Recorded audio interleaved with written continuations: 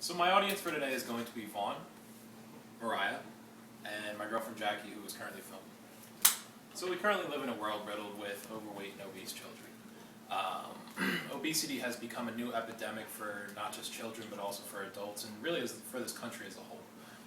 Just like smoking and other epidemics, they all stem from the fact that these problems lead to major deficiencies as far as economic and death rates and things like that. So I'm going to focus a little bit more on childhood obesity, though, because I believe that is the root of the problem of overweight and obesity as far as growing up, into adulthood. So the United States government says that nearly 1 in every 3 children in this country is currently overweight or obese. Even more staggering than that, 2 out of every 5 Hispanic or African American children is actually considered to be overweight or obese. These numbers have risen dramatically. In the Center of Disease Control, an article published on June 4th of 2010 actually said that they have quadrupled since 1963. So that means 4 times as many kids since 1963 currently are overweight or obese compared to yesteryear. So what are some of the downfalls and what are some of the pitfalls of overweight or obesity for a child?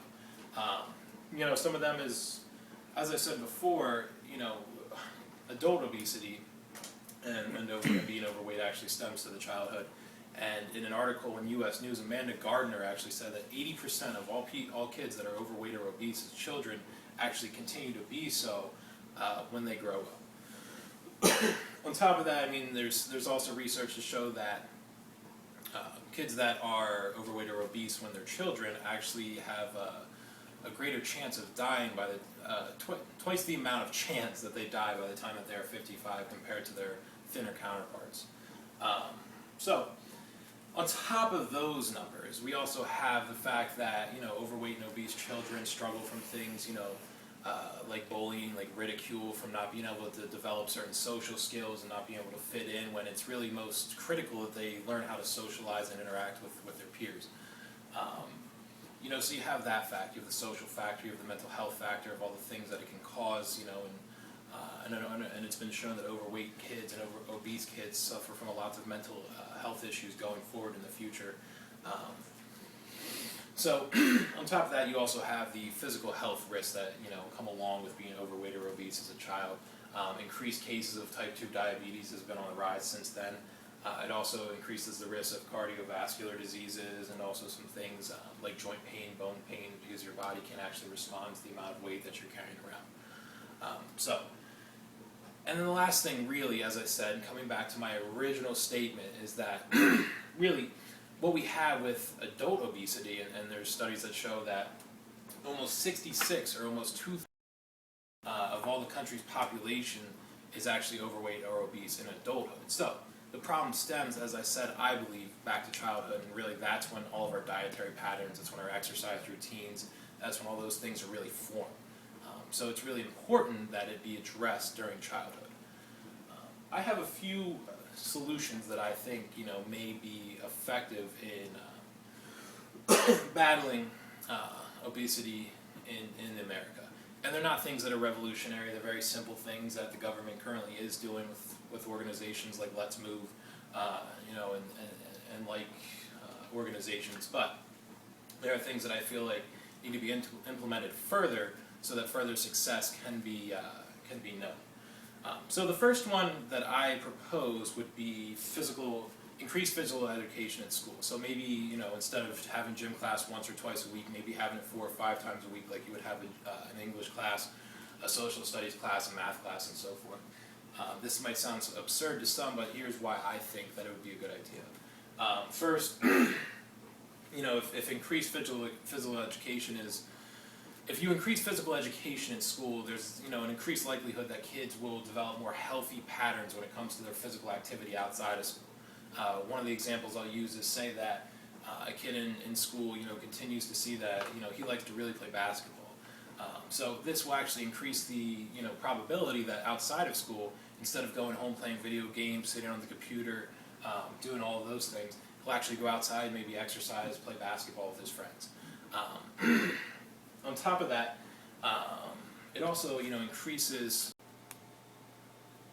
So lastly, the good thing about physical education is that it can develop healthy patterns in childhood that can hopefully translate into healthy exercise patterns leading forward into adulthood. And as I said, I mean, there's not too many cons really when it comes to physical education. It's a quick implementation.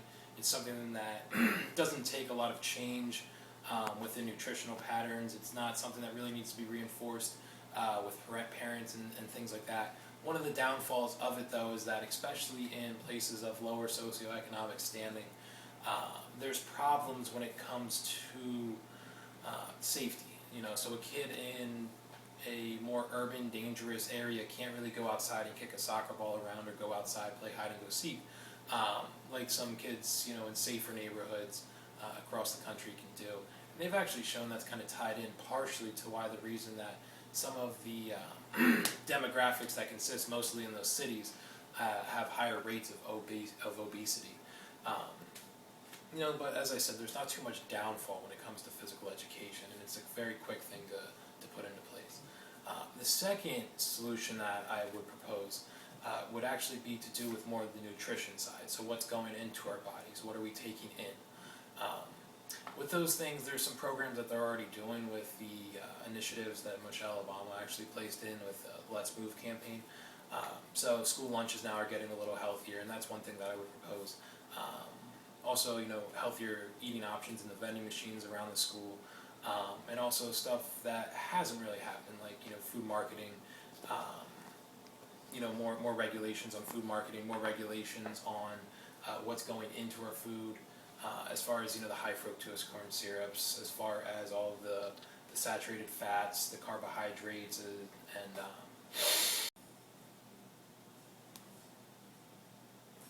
okay, so sorry about the technical difficulties that we're experiencing right now. Back to what I was saying about more nutritional based education. Some of those things are really hard to change as far as the things that kids get marketed, as far as they're seeing, you know, sugary cereals on TV, they're seeing Cheetos, they're seeing chips, candy bars everywhere. Some of that stuff is really hard to really dissuade against, so that's not really practical. Also on the other side, what I would say about nutritional education is that we really want to bring about, if I were to propose a solution, would be more nutrition education for the kids first off. So in school, coupled with what they're doing with the lunches, you know, with healthier lunches, with healthier snacks, sometimes in the vending machines. What I would say is increase nutrition education so kids are aware of what they should be eating, why they should be eating it, why this is important to eat right, why this is important to live a healthy life. You know, and also on top of that would be education for the parents, because the parents really most of the times are the ones that are going to buy the food for the kids, and most of what their kids are eating are coming from the home. It's not coming from the school lunches, which are only 1/3 of their meals per day. 2/3 of their meals plus all of summertime are coming from the parents. So, you know, education with the parents to tell them what should and should not be, you know, bought for the household, what they should feed their kids, so their kids aren't, you know, don't grow obese, don't become overweight, can live a happier, more productive life through, you know, through a balanced, nutritious diet. You know, are things that are really important. I would say the cons, though, which I touched on briefly, with the nutrition side of everything, would really be that, you know, nowadays, as far as nutrition education goes with the parents, sometimes it's not even really practical, whether it be for economic reasons, whether it be for time constraints, whether it be to already learned dieting patterns by the parents. It's really not practical to just revolutionize the way that they feed their children. You know, sometimes maybe people have grown up eating a certain thing and they're not really willing to switch. They don't see the harm in it. Or maybe they just don't have enough time to really give their kids a good, you know, healthy, nutritious meal during the morning and during the night. They just want to pack sugary cereals, I should say, in the morning. And at nighttime, you know, they want to stop by McDonald's after, you know, the kid gets done whatever he's doing, maybe an after-school activity, whatever the case may be. So I feel like changes in nutrition, you know, in the nutritional patterns is something that would take a lot more time than, say, you know, implementing physical activity. So that's why I believe physical education, physical activity for children would really be the main solution that I could see bring about a change in the obese and overweight